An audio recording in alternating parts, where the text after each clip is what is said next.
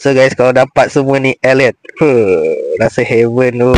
Guys, ramai yang tak lepas Puspakom sebab ada part-part kereta yang korang terlepas pandang. Untuk lulus Puspakom, make sure alignment dan tayar dalam keadaan baik. Lepas tu, tayar tu make sure kena tebal, depan dengan belakang. Yang kedua, make sure sistem braking korang dalam keadaan baik. Brake korang depan belakang kuat dan seimbang. Puspakom akan check body atas, tengok ada kemit teruk ke. Lepas tu cermin depan tak ada crack yang major.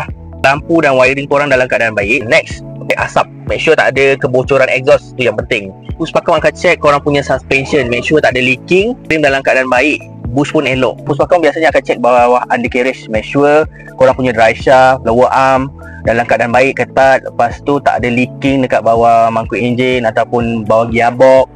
So benda-benda yang simple macam ni, make sure korang kena check betul-betul. So guys, ni contoh-contoh laporan yang saya dah buat. Salah satunya imbalance axle ni, dia lebih kepada brake gagal. Next ni, rear number plate lamps tak menyala pun gagal guys.